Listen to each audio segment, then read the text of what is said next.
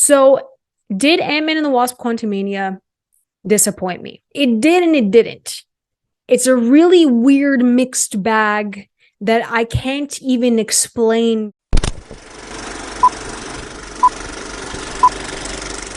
Hey everyone, welcome back to Candid Cinema. I'm Amanda, otherwise known as AMX NDA Reviews on Twitter, Instagram, and Letterboxd. Today I will be reviewing Ant-Man and the Wasp: Quantumania. Now, before I get into this review, I did a little rant on TikTok because I love Scott Lang a whole lot, okay? My first love, as you can see right over here, is Captain America. And that is obviously Steve Rogers or Sam Wilson, either one. I love both characters. But my second love, that some of you may not know, is actually Scott Lang. It's Ant-Man. I love the entire Ant-Man family. I love Hank Pym and Janet and Hope and little Cassie, our little peanut. I love them all. It is one of the strongest family dynamics in the MCU that we have. It has a beautiful father-daughter relationship that we barely get to see on screen. And that's why I found the Ant-Man films to be so different, and they kind of do go against the grain in what we've seen with fathers and daughters on the big screen. And I have a really close connection with my dad, so I think it's really beautiful to see that as well, to see that kind of relationship on screen. I've always been connected to them. On top of that, the humor within the Ant-Man films has been 10 times better than any humor in any of the other MCU films.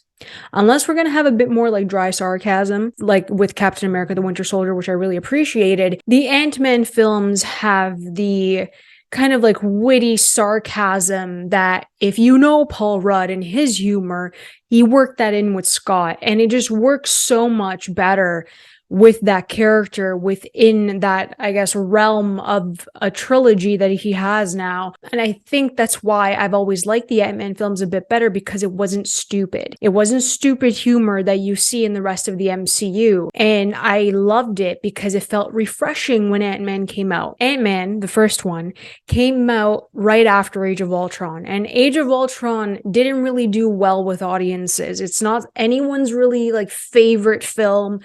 It flies under the radar, and it's like bottom tier MCU. And I don't know about you guys, but I remember working at the movie theater, and I remember people saying that they were going to boycott Ant-Man because they were so upset with what Age of Ultron did. And I get the anger there, but he's a brand new character, and everyone was just crapping on him from the very beginning. And that's really unfortunate because it's Paul Rudd. And Ant-Man is really cool.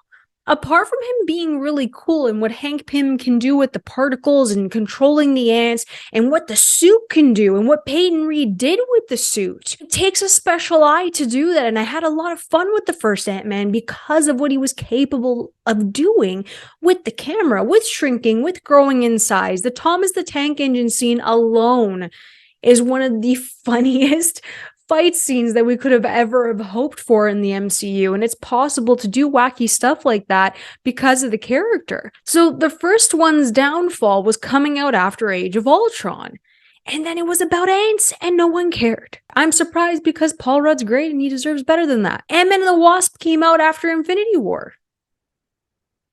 How are you going to compete with Infinity War right after Infinity War? It's a palate cleanser, sure, because the humor 100%, but Ant-Man and the Wasp to a lot of people is a throwaway film. It's forgettable. I had fun with it. It's also really important. I know how everyone feels about Evangeline Lilly, but technically the Wasp is the first female character to ever be in a title card. That was huge. That was huge. That was a big deal. No one cared. No one cared about the Wasp. No one cared. Now people really don't care about the Wasp, but that's besides the point. It's the fact that placing Ant-Man and the Wasp after Infinity War kind of damaged like the box office for it. It kind of damaged the film itself because not many people liked Ant-Man. And they didn't see a connection to Infinity War unless we got that post-credit scene with the Quantum Realm. And it's like, that's what people watched Ant-Man and the Wasp for. They didn't watch it for these characters, and that's really unfortunate. So now leading into Ant-Man and the Wasp: Quantumania, this film's placement is kicking off an entire multiversal storyline with a villain that is actually much more exciting than them being in the quantum realm that they've been talking about for years.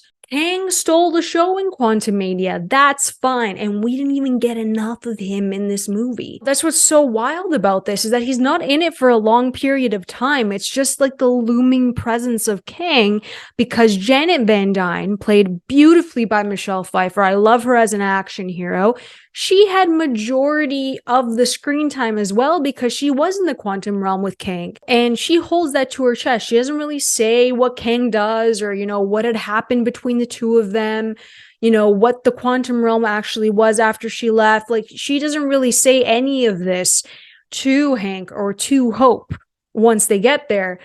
And that's the one thing that really just annoyed me with the first half of this film, is the fact that, like, we're venturing to the quantum realm. These are valuable pieces of information, and we don't get it when we need to get it. It's like, it's so unevenly paced, and then the information that we get throughout this film just doesn't add anything. There's a lot of like dead air and a lot of like dead conversations that go absolutely nowhere, because they couldn't put Jonathan Majors in the entire movie as Kang. Like, they wouldn't have made sense to have the villain right from the beginning. Obviously not. You're going to have him like 3/4 of the way through, and then you have the big finale, yada, yada. We know the formula. We know the formula. So did Ant-Man and the Wasp: Quantumania disappoint me? It did and it didn't. It's a really weird mixed bag that I can't even explain, because I liked a lot of elements. I did. I thought, again, the humor is on point. The family dynamic is fantastic. We have Catherine Newton stepping in as Cassie Lang, and I thought she did a pretty good job for her first time out as the character. People have to remember that too. She's coming in as a brand new actor to this character that we've already had, you know, a previous connection to. So not only does she have to sell it as like we've known her since she was a little peanut, she has to sell it as like, I'm a grown woman now, I'm stature, I'm going to come into the game as Cassie Lang, and I'm solid in this role. Unfortunately, she didn't really like wow me, but I know for a fact that she has to grow into this role as Cassie Lang, because it's hard to come into the middle of something. And that's the perfect way to describe Ant-Man and the Wasp: Quantumania, is that it felt like the middle portion of something. It didn't have a beginning, middle, and end. It didn't feel like that. It just felt like we walked into a disaster. And I don't know why it felt like that, but this was like the first movie of Phase 5. And it felt like, you know, that gif of Donald Glover walking in with pizza, and then there's like fire in the apartment and Community. Like, that's literally what Quantumania feels like. And it's good and it's bad. The VFX work is just, it's so wonky, and I don't know how it just progressively gets worse with each film. I don't understand that. Thank God Wakanda Forever looked a bit crisper, but this looked very unpolished, and it felt like we were just staring at a green screen the whole time. It did. And I know it sounds like I'm completely bashing it, but it's the fact that, like, we are in Phase 5, fam. We are in Phase 5. I shouldn't be this critical of this film. I shouldn't, because I love Ant-Man. And that's why I told you guys how much I love the first one and the second one. This third one felt like an Ant-Man film when we were directly dealing with Scott Lang's powers in the suit. The action sequences, there were a lot of great things that made me really happy, that came full circle in the third act of this, that I was really happy with, in regards to Hank Pym, the suit, who Ant-Man truly is, and you go back to the roots of the character as well. So there's some really good elements. Everything, like I said, the family unit, the humor, Cassie and Scott together, I think they all did a great job.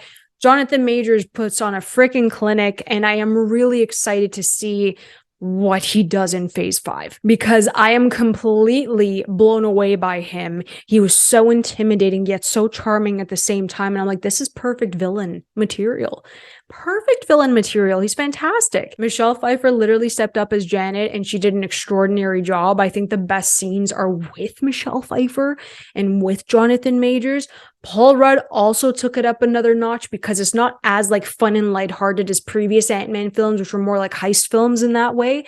But in this case, he got really serious and he really played into those dramatic moments. And I think that Jonathan Majors really brought out a different side of Paul Rudd that we haven't seen throughout the MCU. And I think he did a great job with it. So there's not much that I can even spoil for this film because sadly it's very predictable. It's very predictable. And I think that I would give this a 3 out of 5, to be perfectly honest. I enjoyed it for the things that I said, but also it's a lot of the same and it felt repetitive and a bit longer than it should have been. And it felt like you walked into the middle of a conversation. And the other thing that's my peeve is that we have a little bit more information as to what happened in Loki with the timelines, but we still don't have any clarity on that. That's the other thing that bothered me. I'm like, we're here, but we're also not here at the same time. They moved the goalpost again, and that was just